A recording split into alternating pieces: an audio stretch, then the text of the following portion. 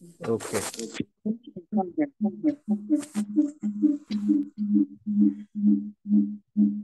हाँ, शुरू करिए। ओके। सो आज का जो चैप्टर है वो 22nd चैप्टर के ऊपर आज डिस्कशन करने वाले हैं। और इस चैप्टर का नाम है क्रियापद। जैसे हमने पिछले कभी एक डिस्कशन में एक बात कही थी कि मूल में हमारी जो एक्शन है, एक्शन, वो एक्शन कर्म बंध का मूल कारण है। अगर जीव एक्शन नहीं लेता है तो उसके अंदर कषाय भी हो सकते हैं, अन्य चीजें भी हो सकती हैं। परंतु अगर वो एक्शन में नहीं आती है तो कर्म बंध का हेतु जल्दी से नहीं बनती है। तो हम देखते हैं कि एक्शन में किस तरह से कषाय भी इन्वॉल्व होता है, अन्य भी कारण बनते हैं एक्शन लेने में, और वो किस किस तरह के कर्मों के बंधन करते हैं। So yes. सो ये क्रियापद 22nd चैप्टर है हमारा प्रज्ञापना सूत्र का। और क्रिया के ऊपर काफी कुछ विचार किया गया है जैन शास्त्रों में, और सारा आचार संबंधी जो नियम है उसका आधार ये है कि क्रियाओं से कर्म का बंधन होता है। इसीलिए ये क्रिया मत करो, ये करो, ये मत करो, डोंट एंड डोंट डूज की जो बात आती है उसका कारण यही बनता है कि हमारे क्रियाओं से ही कर्म के बंधन होते हैं। और हम अगर उन बंधनों से मुक्ति चाहते हैं तो निश्चित रूप से हमें उन क्रियाओं पर भी ध्यान देने की आवश्यकता है।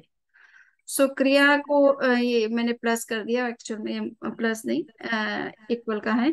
सो क्रिया is action, all types of action whether it is taken due to some oppression or any other reason is called kriya, which is the main cause of the karmic bondage, and the karmic bondage leads to the endless worldly cycle. हम संसार में कर्म बंध के हमारा संसार में जो जन्म और मृत्यु और जो कुछ भी विभिन्न अवस्थाएं जो बनती हैं, सांसारिक जो भी सुख और दुख और समस्याएं सामने आती है, उसके पीछे हमारा कर्म बंधन कारण बनता है। और वो कर्म बंधता किस कारण से कि हमारी अपनी एक्शन से ही बनता है। हमने ही कुछ इस तरह के कार्य किए हैं इस लाइफ में, चाहे पास्ट किसी लाइफ में किए हों, वो ही हमारे हमें इस तरह के फल भोग के लिए जिम्मेदार बनती है। सो इसीलिए हिंदू परंपरा में भी कहा जाता है कि जन्म और मृत्यु क्यों हो रही है, कि पूर्व जन्म के हमारे जो कर्म हैं उनके फल भोग के लिए जीव का जन्म होता है। क्योंकि उन क्रियाओं के कारण से जो बंधन हुए हैं, उन बंधनों को जब तक आप समाप्त नहीं करते हो तब तक मुक्ति तो संभव नहीं हो सकती है।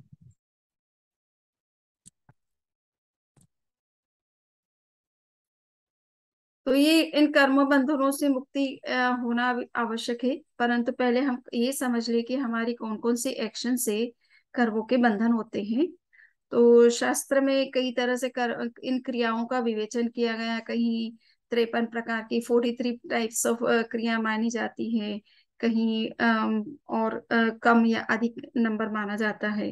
तो विशेष रूप से हम अभी प्रज्ञापना सूत्र पर फोकस कर रहे हैं। सो प्रज्ञापना सूत्र में जिन क्रियाओं का विवेचन किया गया है वो पांच पांच प्रकार की क्रियाएं उन्होंने खास रूप से लिए।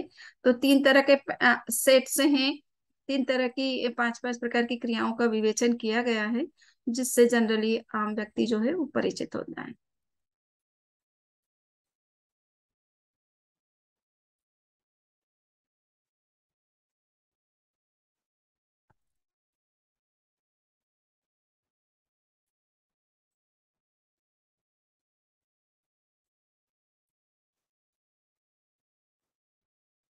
सो ये देखिए, टाइप्स ऑफ वायलेंट एक्शन। सबसे पहली बात है कि जीव जब भी कोई क्रिया करता है तो सभी क्रियाएं जरूरी नहीं है कि हिंसा का हेतु बने। दूसरे किसी कारणों से भी कुछ क्रियाएं होती है। सो यहाँ पर विशेष रूप से पांच प्रकार की वो उन क्रियाओं की चर्चा की गई है जो हिंसा का मूल कारण बनती है। और कहा जाता है शास्त्र में कि दुख, मनुष्य के दुख का मूल कारण उसकी हिंसा की जो प्रवृत्ति है वो मूल उसका कारण बनती है। सो पांच प्रकार की कौन सी क्रियाएं हैं, तो इसको कहते हैं कायिकी। कायिकी का मतलब है आप फिजिकल जो भी एक्शन लेते हैं और उससे किसी प्रकार की अगर हिंसा हो रही है तो वो कायिकी क्रिया कहलाती है। दूसरी है अधिकरणी की। अधिकरणी का मतलब है कि आप कोई ऐसा इंस्ट्रूमेंट जो यूज कर रहे हैं, या ऐसा इंस्ट्रूमेंट बना रहे हैं जिससे किसी प्रकार की हिंसा होती है, तो डायरेक्टली आप स्वयं तो वो इंस्ट्रूमेंट भले यूज करें या ना करें, पर वो इंस्ट्रूमेंट जो है वो हिंसा का साधन है जिसको आप तैयार कर रहे हो। तो जैसे वेपन्स जो बनाए जाते हैं, कहीं कहीं पूरे वेपन्स जो है वो का प्रोडक्शन होता है, पूरा कंपनी सारा ही प्रोडक्शन वहीं पर होता है। और कभी कभी ऐसा होता है कि अलग अलग कंपनियां होती है, तो अलग अलग पार्ट्स जो है अलग अलग कंपनियां बनाती है। तो ऐसा जो भी, चाहे वो पार्ट्स बना रहे हैं, चाहे पूरे शस्त्र का प्रोडक्शन हो रहा है किसी भी कंपनी के द्वारा, किसी भी व्यक्ति के द्वारा, या इस तरह का कोई भी इंस्ट्रूमेंट तैयार किया जा रहा है। कुछ लोग मान लीजिए छोटे छोटे व्यापारी होते हैं, वो कोई बड़ी वेपन इंडस्ट्री नहीं करते हैं, परंतु मान लीजिए घर में चक्कू चाहिए, चक्कू तो एक आम व्यक्ति को सब्जी सुधारने के लिए भी जरूरत पड़ती है। सो किसी भी तरह का ऐसा शस्त्र जिससे किसी तरह की हिंसा होती है, तो उस शस्त्र के प्रोडक्शन में से भी उसको पाप लगता है, उसको आधिकरण्य की क्रिया कहते हैं। तीसरी है प्राद्वेषिकी। इन्हें हम राग द्वेष में राग द्वेष हमारे अंदर होता है, कषाय हमारे अंदर होते हैं, क्रोध मान माया लोभ, और उसके कारण से हम कर्म कुछ इस तरह की क्रियाएं करते हैं जो नेसेसरी तो नहीं होती, पर अननेसेसरी हम राग द्वेष के कारण से कुछ काम करते रहते हैं। सो उसके कारण से कर्म के बंधन होते हैं। नेक्स्ट है मारितापनी की। किसी को पेन देने से, अनावश्यक हम चाहे मान लीजिए कि कोई पशु का उपयोग करता है किसी माल ढोने में, और उसको उसकी जितनी ताकत है उससे ज्यादा उस पर माल धोया जाता है, उसको एक तरह से पेनफुल सिचुएशन में रखी जाती है, में रखा जाता है। सो ये कोई तरह का भी है, जैसे मीट इंडस्ट्री होती है तो वहां पर जितने भी पशु होते हैं उनको इस तरह की पेनफुल सिचुएशन में रखा जाता है। तो ये जो पेन क्रिएट करने वाली जो भी सिचुएशन क्रिएट की जाती है, उससे पारितापनी की क्रिया होती है।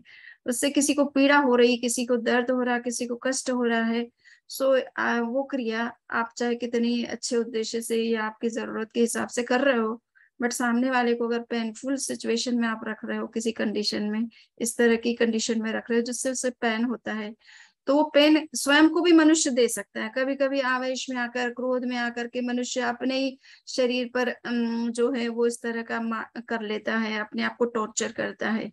सो स्वयं को चाहे पेन देते हैं, औरों को देते हैं, या दोनों ही, जैसे आत्मघाती जो भी हमले होते हैं जिसमें वो मारने वाला किसी को मार रहा है किंतु स्वयं भी उसमें मरता है, तो ये सब कुछ इस तरह की जो क्रिया करते हैं वो पारितापनी की क्रिया कहलाते हैं, जिसमें कि खुद को भी पेन दिया जा रहा है, औरों को भी दिया जा रहा है, या दोनों उसमें जो है विषय बनते हैं। तो ये इसी तरह की ये प्राद्वेषी की क्रिया में भी ऐसा हो सकता है।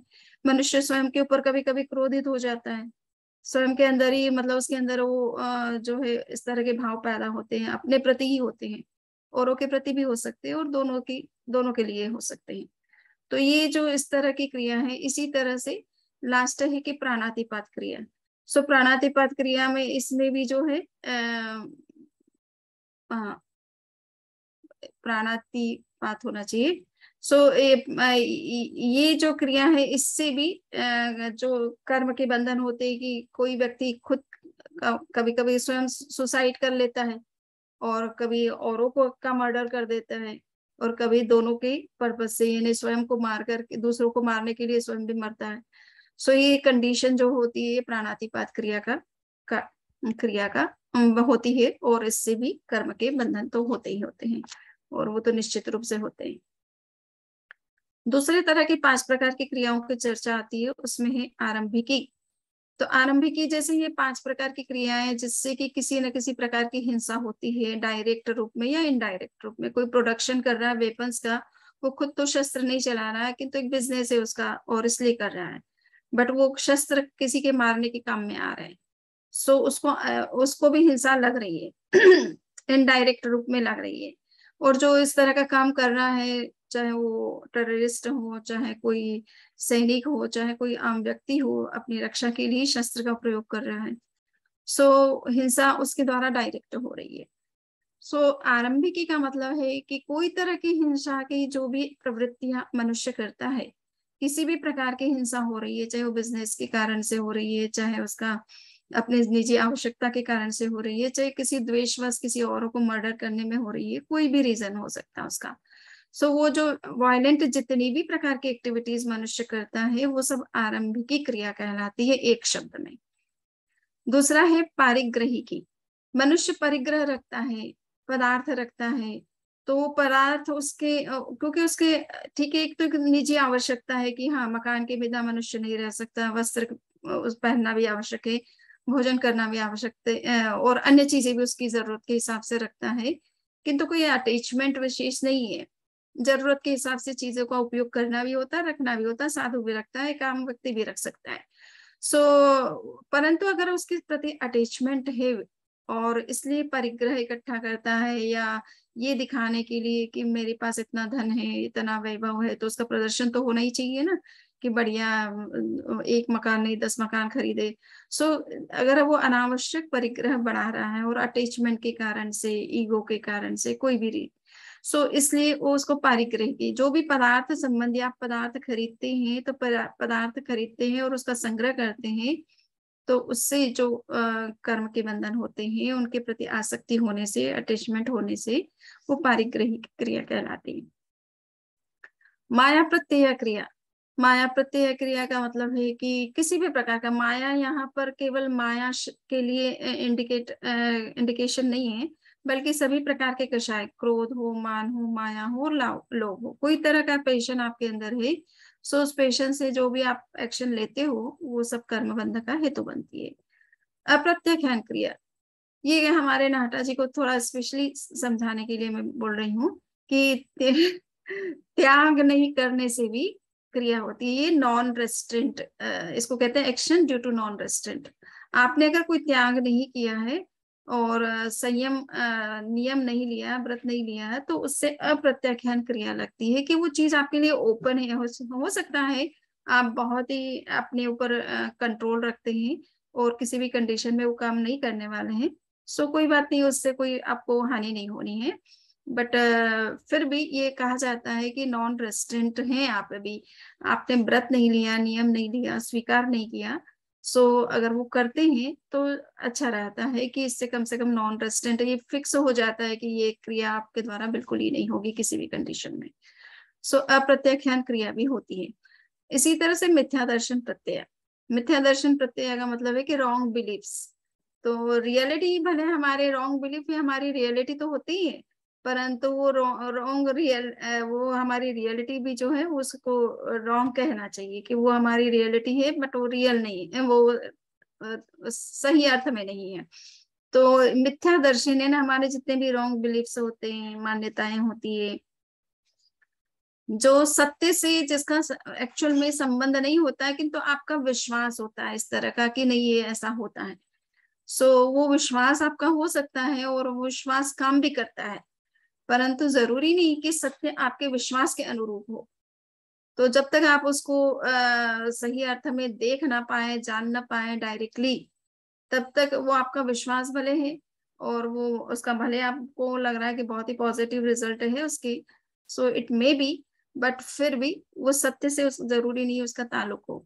सो मिथ्या दर्शन यानी रॉन्ग बिलीफ के कारण से भी बहुत सारे कर्म, मनुष्य धर्म के नाम पर बहुत सारी ऐसी क्रियाएं करता है जिसको वो समझ रहा है कि उसका मुक्ति का साधन है, बट किसी एनिमल को सेक्रीफाइस करना या किसी अदर तरीके के सेक्रीफाइसेस करना, उसमें कोई ना कोई तरह की जीवों की हिंसा हो रही है और वो कभी उसकी मुक्ति का साधन नहीं बन सकती है। बट लोगों को विश्वास है, अनेक प्रकार के यज्ञ करते हैं, अनेक प्रकार के क्रियाकांड करते हैं और उसमें कई तरह के जीवों की हिंसा होती है, फलों का उपयोग होता है, फूलों का उपयोग होता है, वनस्पतियों का उपयोग होता है, पशुओं की बलि चढ़ाई जाती है और कहीं कहीं मनुष्य को भी की बलि भी चढ़ा दी जाती है। सो ये वो ये समझते हैं कि ऐसा करने से हमारी मुक्ति हो जाएगी, तो दूसरे को मार करके हमारी मुक्ति कैसे हो सकती है, ये समझने की बात है, पहली बात है ना, औरों को मार करके हमारी मुक्ति कैसे हो सकती है। तो हिंसा कभी धर्म का और आध्यात्मिक उन्नति का हेतु कभी नहीं बनती है, ये हमको पूरी तरह से विश्वास होना चाहिए। अब ये 5 तरह की जो एक्शन है इससे हम बहुत परिचित हैं, 5 तरह के नियम जिनको पंचशील कहा जाता है, इन पंचशील चाहे बुद्धिज्म में हो, जैनिज्म में हो, हिंदुइज्म में हो, सभी में इन पंचशीलों की चर्चा की जाती है। जैसे 5 व्रतों के रूप में हम चर्चा करते हैं, 5 महाव्रत के रूप में जैन परंपरा में जिनकी चर्चा की जाती है। तो 5 अणुव्रत, 5 महाव्रत या पंचशील जिसे हम कहते हैं, वो अब 5 तरह के एथिकल कहना चाहिए वैल्यूज हैं। उन वैल्यूज को फॉलो करने से मनुष्य जो है कर्म के बंधनों से बचता है, और इसीलिए साधु को 5 महाव्रत पालन करना अनिवार्य होता है। यही मूल उनके नियम होते हैं। गृहस्थ से भी आशा की जाती है कि वो अहिंसा, सत्य, चौर्य, ब्रह्मचर्य, परिग्रह का जितना संभव हो पालन करे। सो उसकी वो अपनी लिमिट फिक्स कर सकता है कि कितना वो उसके लिए पॉसिबल है, कितना उसके लिए जरूरी है। तो ये परंतु जो करता है, सपोज हिंसा करता है कोई भी जरूरत से, बिजनेस के पर्पज से, अपने लाइफ को सरवाइव करने के लिए, अपनी फैमिली की जो बेसिक नीड्स है उसको पूरा करने के लिए, वो वायलेंस उसके लिए जरूरी हो सकती है, परंतु वो वायलेंस आखिर वायलेंस है। तो ये ना सोचे कि मैं अपने परिवार के लिए कर रहा हूँ, किसी को कष्ट पहुंचाने के लिए नहीं, बल्कि सपोर्ट करने के लिए कर रहा हूँ, बात सही है। परंतु इसका मतलब ये नहीं है कि वो वायलेंस जो है वो जस्टिफाइड हो गई स्पिरिचुअल पर्सपेक्टिव से। उसको तो आपको वायलेंस मानना पड़ेगा, उसे आप आवश्यक हिंसा कह सकते हो। ये आपके लिए अनिवार्य हो सकती है, जिसके बिना आप सरवाइव नहीं कर सकते, या अपनी नीड्स को पूरा नहीं कर सकते, या फैमिली को सपोर्ट नहीं कर सकते, बिजनेस नहीं कर सकते, या ट्रेवलिंग नहीं कर सकते हो। सो ये अनिवार्य हो सकती है आपके लिए, बट अनिवार्य होते हुए भी उसको हिंसा है, ये तो आपको मान के चलना ही है। उसमें फिर समय के साथ आप कहाँ कितनी लिमिट कर सकते हो फर्दर, जहां आपको लगे कि अब एक सर्टेन एज के बाद मुझे कोई बिजनेस नहीं करना है, अपने बच्चों को सब कुछ हैंड ओवर कर दिया है, सो आई कैन बी फ्री। तो हम बिजनेस संबंधी वायलेंस से कैसे बच सकते हैं? घरेलू कामकाज, डोमेस्टिक जो जितने भी चीजें होती हैं, बहुएं आ गई है, बहुएं सारा काम देख रही है, तो सासुओं को जरूरत नहीं रहती कि इतना वो इन्वॉल्व हो उन सब चीजों में या इंटरफियर करे कोई तरह का। सो कैसे वायलेंस से आप में कहाँ लिमिट कर सकते हैं, ये आपको विवेक करना है। परंतु वायलेंस को वायलेंस समझ करके चलना है, और उससे कर्म के बंधन होते हैं, ये भी आप पता रहना चाहिए। दूसरा है मृषावाद, झूठ बोलने से जो है वो होता है, कर्म के बंधन होते हैं। और इसी तरह से अदत्ता दान, कोई चीज ऐसी है जो आपके आपको आप उसके मालिक नहीं है और आपके अधिकार की नहीं है, चाहे वो गवर्नमेंट के अंडर में आती है या किसी अन्य की प्रॉपर्टी है, और आप उसे इलीगली आप उस पर अपना अधिकार करते हैं, तो ये अदत्ता दान नाम का जो है एक्शन कहलाता है। इससे भी कर्म के बंधन होते हैं। मैथुन, किसी भी प्रकार का जो सेक्सुअल रिलेशनशिप किसी भी के साथ में हो, सो वो कर्म का बंधन कारण बनती है। और परिग्रह जो है वो कर्म का बंधन का कारण बनता है। परिग्रह का संग्रह करना और उसका उसके प्रति अटैचमेंट रखना, ये सब कर्म के बंधन के कारण बनते हैं। तो यहाँ पर शास्त्र में ये चर्चा भी की गई है कि ये मनुष्य हिंसा करता है, तो हिंसा का डायरेक्ट जो है रिलेशन किन चीजों के साथ में है। इस तो ये है कि 6 प्रकार के जो जीव होते हैं संसार में, पृथ्वी, पानी, अग्नि, वायु, वनस्पति, और जितने भी चलने फिरने वाले जितने प्राणी हैं, उन प्राणियों के से हिंसा का संबंध है स्पेशल। इसलिए अहिंसा को समझने के लिए हमें इस जीव जगत को समझना भी जरूरी है कि ये सब तरह के जीव हैं। पृथ्वी का आप उपयोग करते हैं मकान बनाने के लिए या अन्य किसी पर्पज से, परंतु आपको ये पता होना चाहिए कि पृथ्वी में भी लाइफ है, पानी में भी लाइफ है, वायु में भी लाइफ है। तो जितना जरूरी है उस उतना ही उसका उपयोग होता है, तो आप अनावश्यक हिंसा से बच सकते हैं। किंतु अननेसेसरी चीजों का यूज होता रहता है, अननेसेसरी भूमि की खुदाई होती रहती है, अननेसेसरी मकान जरूरत नहीं उतने बनाता है इंसान। सो कहने का मतलब है कि ये हिंसा का संबंध जीव जगत के साथ में है, और जीवों का अगर ज्ञान अगर मनुष्य को है तो वो हिंसा से अपने आप को बचा सकता है। इन चीजों का उपयोग एक लिमिट में जितनी जरूरत है उतना ही करे, और उसमें भी फर्दर कितना वो कर्टेल कर सकता है, कटौती कर सकता है, लिमिट कर सकता है। सो ये उसके विवेक पर डिपेंड करेगा, और वो उस हिंसा से होने वाले कर्मों के बंधन से बच सकता है अपने आप को।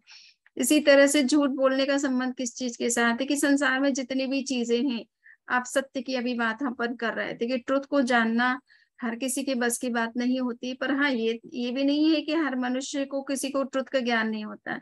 हाँ, थोड़ा बहुत ट्रुथ जितना आपको समझ में आ रहा उतना तो आप समझ ही सकते हैं, किंतु बहुत सारे ट्रुथ ऐसे हैं, और ऐसे होते हैं या एब्स्ट्रैक्ट होते हैं, डिस्टेंट होते हैं, बहुत सटल होते हैं, नॉन फिजिकल होते हैं। आप उन चीजों को कैसे देखें। कर्म है तो ये भी एक रियलिटी है। अब कर्म के बंधन किस एक्शन से किस तरह के हो रहे हैं, उसका क्या आगे परिणाम होता है, जीव को किस तरह से उसके फल भोगने होते हैं, ये सब ज्ञान तो एक आम व्यक्ति को नहीं होता है। सो वो तो कोई ज्ञानी पुरुष जो जिसको कर्म पार्टिकल्स दिखाई देते हैं, उसके इफेक्ट पता चलते हैं, तो वो बता सकता है कि देखिए ये कर्म का ये फल होता है।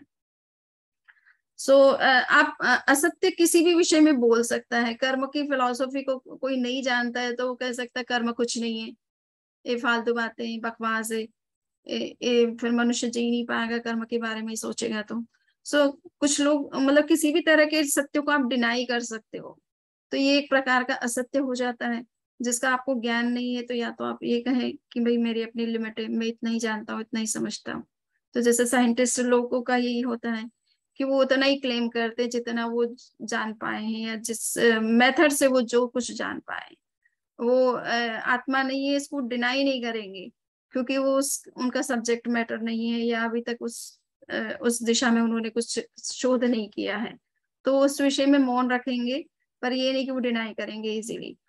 परंतु कुछ लोग ऐसे होते हैं जो जिनका विश्वास ही नहीं है इन तत्वों के ऊपर, तो वो हर किसी चीज को डिनाई कर सकते हैं, हर किसी चीज के बारे में कोई रोंग अपना कंसेप्ट दे सकते हैं।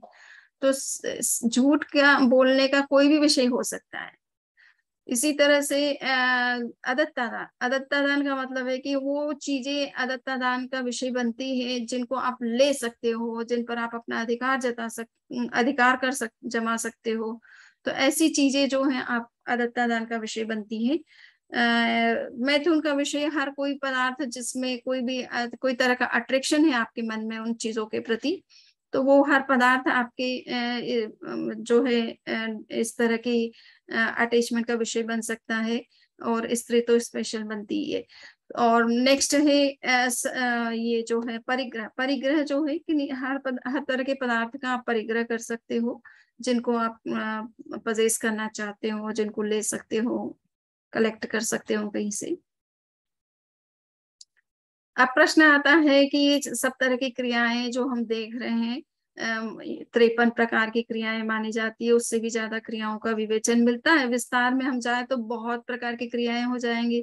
हम सुबह से शाम जितनी प्रकार की क्रियाएं करते हैं, उन सभी को आप अलग से काउंट करें तो बहुत नंबर हो सकता है उन क्रियाओं का। पर ये 5-5 करके ये बताने की कोशिश की गई कि विश्व में जितनी भी प्रकार की क्रियाएं हो रही है, उनको इन 5 में ऑलमोस्ट इंक्लूड कर सकते हैं। परंतु हाँ, इन सब क्रियाओं में वो क्रियाएं शामिल नहीं हो रही है जो आध्यात्मिक उन्नति में सहायक बनती है। चाहे हम मेडिटेशन करते हैं, जप करते हैं, स्वाध्याय करते हैं, वो सत्क्रिया है, वो धार्मिक क्रियाएं हैं, उनको यहाँ इंक्लूड नहीं किया गया है। स्पेशली यहाँ पर उन एक्शंस को लिया गया है जो कि पाप कर्म का बंध करने में हेतु बनती है, जो धर्म का कारण बनती है, पुण्य बंध का कारण बनती है, उनको यहाँ पर काउंट नहीं किया गया है। तो ये हम देखें कि ये जितने भी प्रकार के एक्शन हैं हमने देखी, ये किन किन जीवों में होती है। तो यहाँ बताया गया है, देखिए पृथ्वी, पानी, अग्नि, वायु और वनस्पति, ये पांचों प्रकार के जो नेचुरल एलिमेंट्स हैं, इनके अंदर जो लाइफ है, वो लाइफ जो है इन पांचों प्रकार की क्रियाओं से जुड़ी हुई है। तो हम ये सोचते हैं कि पृथ्वी क्या हिंसा करती है, पानी क्या हिंसा करता है, अमुक क्या हिंसा करता है। तो इस तरह की बातें हम सोच लेते हैं, बट इन जीवों को भी अपना सरवाइव करने के लिए इस तरह की क्रियाएं करनी पड़ती है, और उन क्रियाओं से उनके कर्म के बंधन होते रहते हैं। तो ये जीव तो पांचों प्रकार की क्रियाओं में इन्वॉल्व हैं। जबकि ये आप नरक के प्राणी हो, या स्वर्ग में रहने वाले जीव हो, या 5 इंद्रिय वाले पशु क्यों ना हो, उनमें कुछ जीव जो हैं वो मिथ्या दर्शन से बच सकते हैं। यदि उनको सम्यक दर्शन हो चुका है, तो वो कम से कम मिथ्या मान्यताओं के कारण से जो एक्शन लेते हैं, या बिहेवियर करते हैं, या रॉन्ग बिलीफ्स अपने अंदर डेवलप करते हैं, और उस तरह की एक्शन रिएक्शन करते हैं, तो वो कम से कम उन क्रियाओं से बच जाते हैं। मनुष्य का जहां तक प्रश्न है, तो मनुष्य सभी प्रकार की क्रियाओं को छोड़ सकता है अगर वो संकल्प करता है, नियम स्वीकार करता है, व्रत स्वीकार करता है, धार्मिक क्रियाओं में अपने आप को एंगेज करता है, तो वो इन सभी प्रकार की क्रियाओं से मुक्त रह सकता है, और उसके कारण से जो होने वाले कर्म के बंधन है वो उनसे बचा रह सकता है, और एक दिन उसका जो लक्ष्य है मोक्ष प्राप्ति का, जिसमें कि वो पूरी तरह से नॉन एक्शन स्टेट में चला जाता है, किसी प्रकार की एक्शन होती ही नहीं है मोक्ष जाने के बाद। इसीलिए लोग कभी कभी, कुछ लोग जो कि बहुत अधिक प्रवृत्ति में इन्वॉल्व होना पसंद करते हैं, उनको लगता है कि मोक्ष क्यों जाए, वहां पर कुछ करने को तो है नहीं, सो ऐसे बोर हो जाएंगे बिना कुछ किए, तो निकम्मा व्यक्ति ना बोरिंग फील करता है, सो मोक्ष में जाने पर बोरिंग हो जाएगा, इसलिए कुछ लोग कहते कि नहीं, हमें मोक्ष नहीं जाना है, क्योंकि वहां पे कोई एक्शन नहीं है। तो परंतु जिन लोगों को शांति चाहिए, जिनको आत्मिक सुख चाहिए, परमानेंट सुख और इटर्नल पीस, इटर्नल ब्लीस और इटर्नल विजडम की सर्च में जो लोग हैं, और इस सांसारिकता से मुक्त होना चाहते हैं, वो इस स्टेट में जरूर जाने की कोशिश करते हैं, और वो जाते भी रहते हैं। पशुओं के संदर्भ में कहा जाता है कि 2 इंद्रिय से लेकर के 5 4 इंद्रिय तक के जीव तो हमेशा पांचों एक्शंस में इन्वॉल्व रहते हैं, किंतु जो 5 इंद्रिय जीव होते हैं, मनुष्य पशु होते हैं, उनमें जो समझदार इस तरह के एनिमल, विकसित एनिमल होते हैं, जिनका विकसित ब्रेन होता है in comparison to other animal beings और इंसेक्ट्स, वो थोड़ा उनमें सम्यक दर्शन भी हो सकता है। तो आप देखते हैं कभी कभी पशु भी धार्मिक क्रिया करता है, यानी वो साधु संतों के नजदीक रहता है, उनके प्रवचन श्रवण करता है, रास्ते में उनकी सेवा भी करता है, और उसको कुछ सुनाया जाए, तत्व की बात कही जाए, तो वो उसे समझता है और सुनता है बड़े गहराई से। सो सत्य का ज्ञान, तत्व का ज्ञान जो है एक पशु के अंदर भी हो सकता है, और इसके कारण से उसमें मिथ्या दर्शन नहीं है, तो वो मिथ्या दर्शन से होने वाले कर्म के बंधनों से अपने आप को बचाए रख सकता है। अब एक बहुत ही महत्वपूर्ण बात है जिस पर जल्दी से हमको विश्वास होना बड़ा कठिन होता है, पर कहा जाता है कि देखिए संसारे का इसमें मूल्य कितना है समझ में आएगा, कि संधारा क्यों मनुष्य को करना चाहिए, कि लास्ट में अंतिम समय में हमारा सब चीजें हम छोड़ देते हैं, मन से त्याग भी देते हैं, या उनके प्रति हमारा अटैचमेंट ना भी रहे, बट हमारे शरीर के प्रति हमारा लास्ट मोमेंट तक अटैचमेंट रहता है। और अगर हम उस शरीर का त्याग नहीं करना चाहते हैं, उस पर हमारा अटैचमेंट है, और उसी कंडीशन में अगर डेथ हो जाती है मनुष्य की, और वो शरीर किसी कारण से किसी के हाथ इस रूप में आ गया कि वो उस शरीर का दुरुपयोग करता है, उससे किसी जीव की हिंसा करता है, हर्ट करता है, कुछ भी करता है, उस मतलब मान लीजिए बॉन्स है, बॉन्स का यूज करके किसी को मारने में वो कोई व्यक्ति मनुष्य काम ले सकता है उसकी बॉडी का। तो वो जो व्यक्ति चला गया है उस शरीर को छोड़ करके, किंतु उसने उस शरीर को त्यागा नहीं था, उसका अटैचमेंट था लास्ट मोमेंट तक, तो उस बॉडी से अगर कोई चीज दूसरा व्यक्ति कर रहा है, गलत बिहेवियर कर रहा है, गलत एक्शन ले रहा है, किसी को हर्ट कर रहा है, कोई इस तरह की क्रिया कर रहा है जिससे कोई तरह की हिंसा या कुछ पाप कर्म हो रहा है, तो उस व्यक्ति को भी, जो पास्ट सोल है, उसको भी उसके कर्म का बंधन होता है, क्योंकि उसका उस बॉडी के साथ अटैचमेंट था, तो ये उसकी बॉडी है, और वो उसका साधन बन रही है हिंसा का, किसी के द्वारा के वो हिंसा का साधन बन रही है।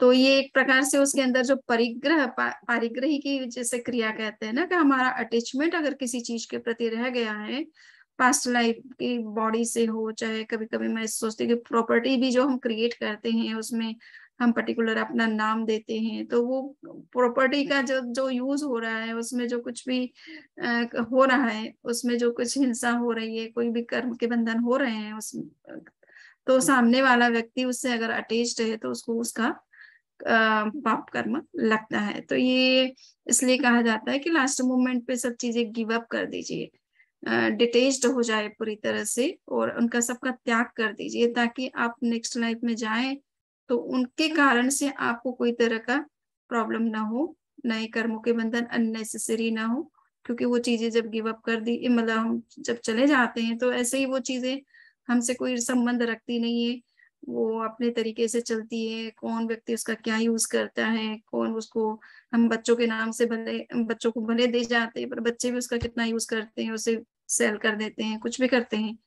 सो कहने का मतलब है कि हमारा ऐसे तो कोई उससे रिलेशन रहता नहीं है और उससे अटैच होने का कोई सेंस भी नहीं होता है। तो अच्छा है कि लास्ट मोमेंट में हम सब चीजें, शरीर और जितनी भी हमारे से जुड़ी हुई प्रॉपर्टीज हैं, उन सब का त्याग करके हम जाएं तो अच्छा है, और उससे भी हम कर्म के बंधनों से बचे रह सकते हैं। तो ये अननेसेसरी बंधन है। After death we have no relation to all these things, but in spite of that, if we are not giving up, then we are getting the results of those things. तो ये मैंने आपसे brief में जो एक इस chapter के अंदर जो कुछ बातें थी उसको मैंने डिस्कस किया है। बाकी कुछ चीजें तो चलती है तो वो थोड़ा कॉम्प्लिकेटेड होती है, और सो जस्ट उनको इतना जरूरी नहीं है, हमें जो बात खास समझने की थी वो हमने चर्चा की है। तो अब किसी के कोई क्वेश्चन है तो कर सकते हैं।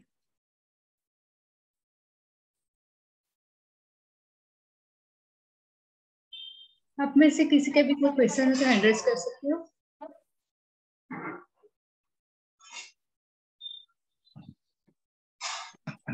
नाडा साहब, आपका तो मुझे लगता है काफी सारा क्लियर हुआ होगा, और कुछ भी अगर कुछ है तो। श्रमणी जी की विशेष कृपा है मेरे ऊपर। तो उस विशेष कृपा के कारण से कई चीजें सुनने को मिल जाती है। पर एक सवाल पूछने वाला था, मैंने इसीलिए अनम्यूट किया कि अगर इंसान की मृत्यु हो चुकी है और उसकी आत्मा शरीर से अलग हो चुकी है, यस, और बॉडी किसी के भी हाथ में लग जाए, उस आत्मा को क्या फर्क पड़ा? आपने कहा उसके कर्म उसको लगेंगे, तो वो तो आत्मा हट गई वहां से, तो उस बॉडी से उसका रिलेशन तो है नहीं। यही है ना कि बॉडी आपने, होता क्या है कि कुछ कुछ लोगों का लास्ट मोमेंट तक उनके सारे मतलब लाइफ सपोर्टिव सिस्टम, सारी नलियां शरीर में लगी हुई, फिर भी जिंदा रहने की इच्छा रहती है ना। मरना कोई नहीं चाहता ना, चाहे कैसे भी कंडीशन हो रही है। सो इसका मतलब है कि बॉडी के प्रति आपका अटैचमेंट है। सो आपने वो, अब बॉडी आपके लिए भी परिग्रह के रूप में है, आप मीन्स पजेसिवनेस है उस बॉडी के प्रति आपका। तो परिग्रह से जुड़ी हुई जो भी चीजें होती है वो परिग्रह की क्रिया तो आपको लगती ही है ना। बॉडी के प्रति आप डिटेच नहीं है, उससे अटैच्ड हैं।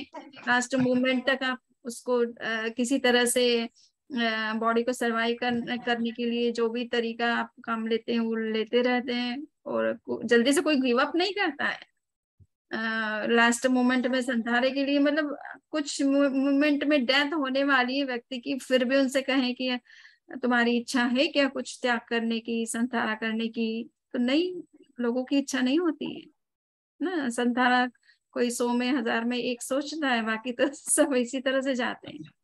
तो इसका मतलब है कि बॉडी से अटैचमेंट है तो वो आपका इंस्ट्रूमेंट है, आपकी चीज है जिसका उपयोग किसी को हर्ट करने में काम में आ रहा है।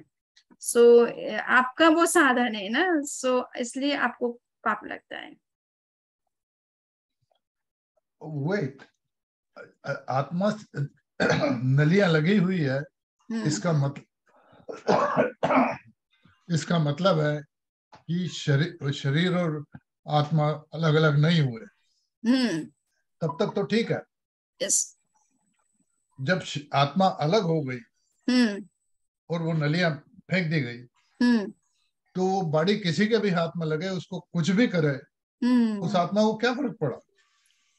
मतलब शास्त्र का ये कहना है कि आपने उसको गिव अप नहीं किया है ना। मतलब वो अलग बात है कि डेथ हो गई किसी व्यक्ति की, परंतु इसका मतलब ये नहीं है कि वो उस बॉडी से डिटेच्ड हो गया है। वो बॉडी के प्रति तो उसका अटैचमेंट था। अब वो मृत्यु तो किसी को छोड़ती नहीं है, और कितना ही हाथ पैर मार ले वो तो आनी आनी है किसी को भी।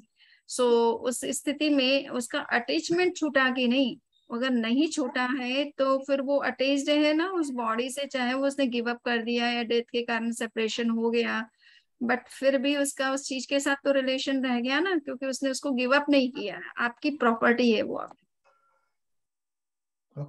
है ना। सो उसका मिसयूज अगर वो कोई करता है तो you are also responsible for that.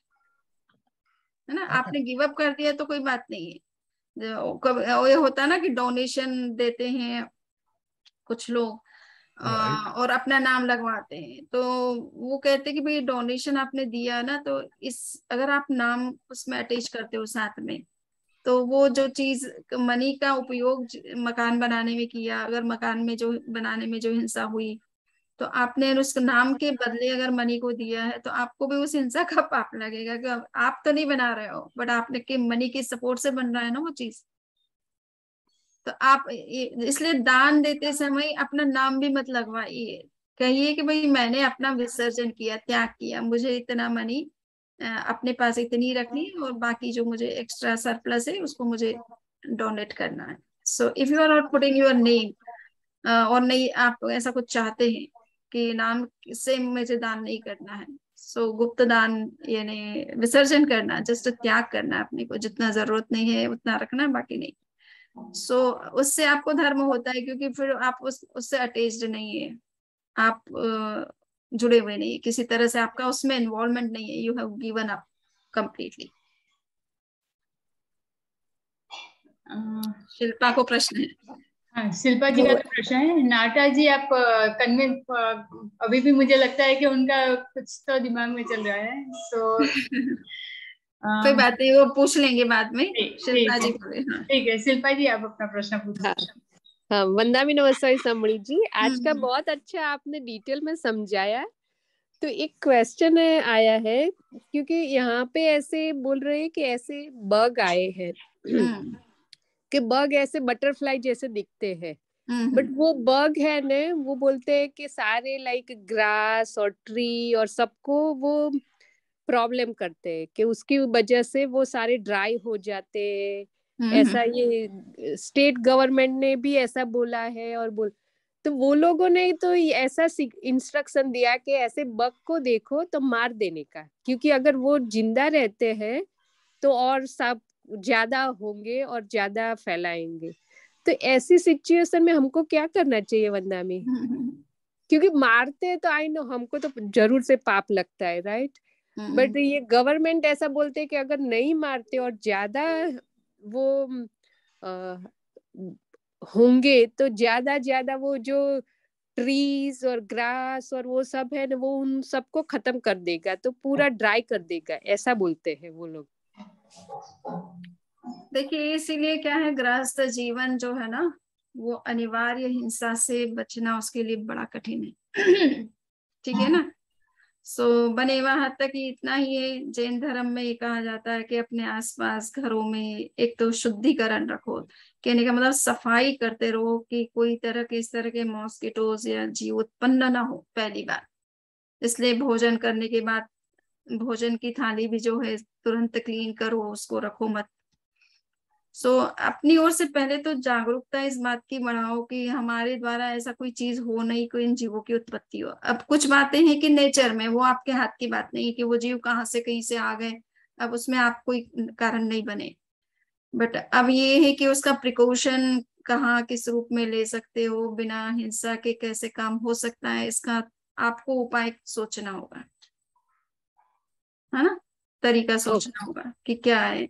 और जनरली क्या है, जैन लोग इसीलिए क्या है कि अनावश्यक न तो हरियाली अपने आसपास में रखते हैं न उगाते हैं, क्योंकि उनको मालूम है कि हरियाली का छेदन भेदन करना पड़ता है, उनको भी ध्यान देना पड़ता है, और उसमें कई तरह के जीव उत्पन्न होते हैं, तो उनके लिए दवाइयां छिड़कनी पड़ती है।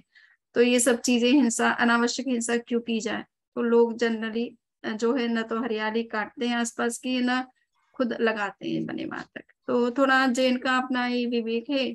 अब हम हिंसा की बात तो समर्थन तो नहीं कर सकते, चाहे सरकार कुछ भी कहे आपको, बट हम तो कुछ कह नहीं सकते इस विषय में कि तुम ऐसा कुछ कर सकते हो। बट हाँ, कहीं कहीं आप लोगों की व्यवस्था हो सकती है। ओके वंदना, सुख साथ। और किसी का कोई प्रश्न है?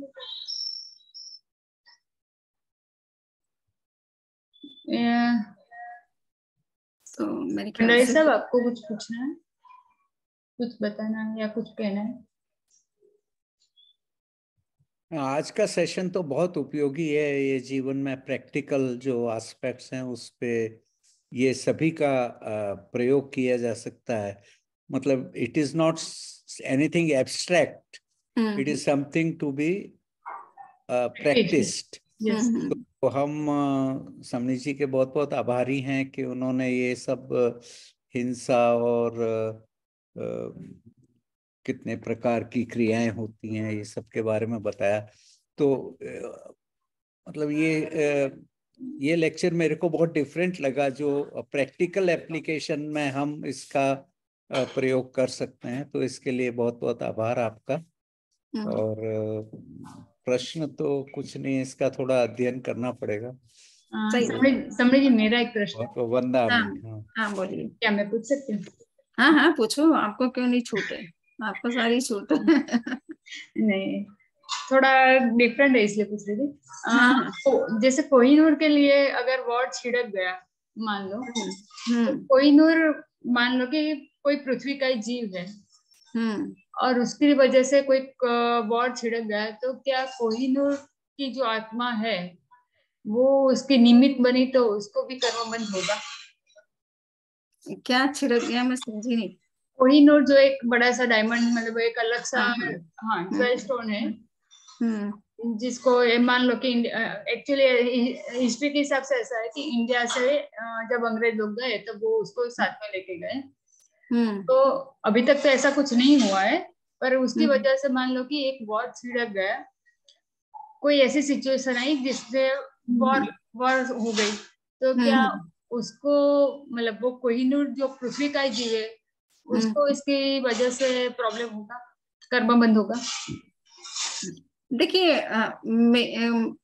मैं उसमें इन्वॉल्व नहीं हूँ, और कोई दो अलग पार्टी मेरे को लेकर के कोई आपस में युद्ध करे तो मुझे किस बात का पाप लगेगा? नहीं होगा। ओके। नहीं, मैं उसमें इन्वॉल्व नहीं हूँ, मैंने कुछ कहा नहीं है। तो निमित्त बनने से मतलब निमित्त तो इसीलिए कभी कभी कहा जाता है कि भाई कोई किसी का निमित्त बना करके कोई कुछ काम करता है, तो वो तो उसमें उसने तो कुछ कहा नहीं था कि ऐसा करना चाहिए।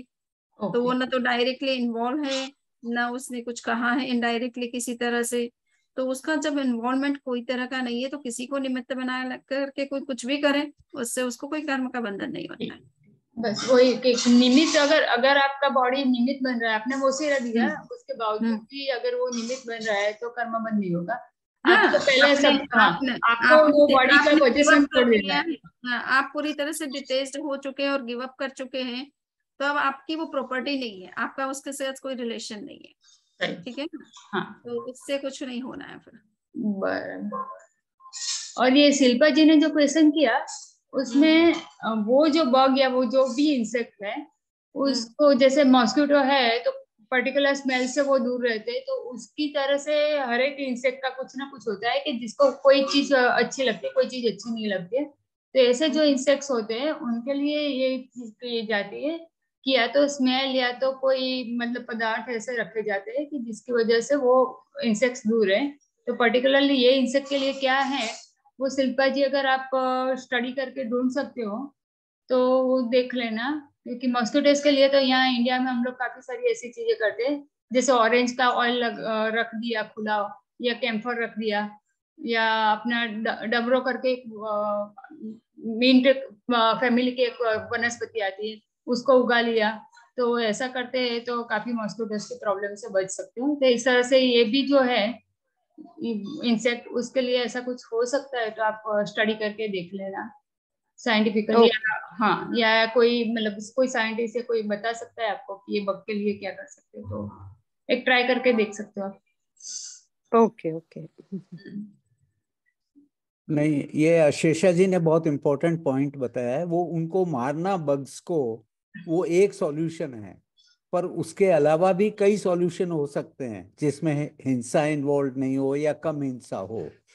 तो ये आप बता रही हैं कि आप दूसरे ऑल्टरनेटिव्स खोजिए उसको। ये यहाँ तो यही है कि जो अपने काम का नहीं है या जो अपने को हर्ट करता है उसको मार दो।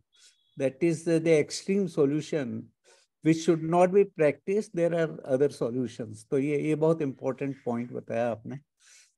ऑल्टरनेट फाइंड करने की बात है कि how can we get rid of this अपने को हार्मफुल लग रहा है पर अपने आत्मा के लिए ज्यादा हार्मफुल है, उसको एप्लीकेशन में मत लाए।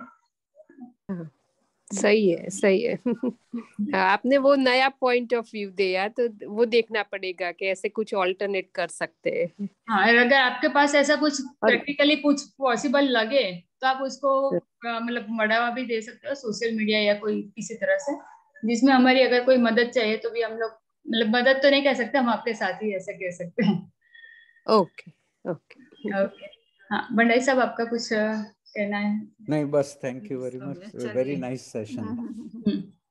Ashisha ji, I'm sorry, I missed your missed some of the Samji's talk. Sunil Anchalia from US actually. Is it possible to post this talk, ma'am? ये recording post कर सकते हैं? हाँ, हर बार करते ही है, इस बार भी कर देंगे। Okay. पूरा recording है, कर देंगे। कैरोलिना से है, हार्ट स्पेशलिस्ट हैं। Thank you. जय जिनेंद्र सबको। डॉक्टर सुनील। हाँ, रिकॉर्डिंग भी पोस्ट कर देंगे और हम इनके नोट्स भी कंपाइल कर रहे हैं इजीली अंडरस्टैंडेबल लैंग्वेज, सो उसमें थोड़ी देरी हो रही है, पर that also will be available. Is there a group for this? I am not in that group actually.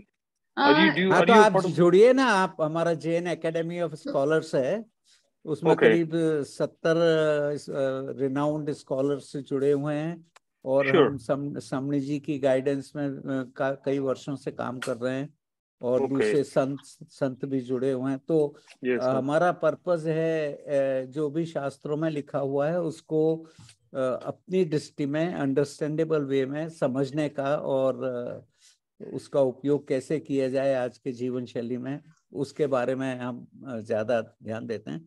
तो you are all most welcome to join and strengthen it, and it is a very democratic kind of group in which everybody learns from everybody else.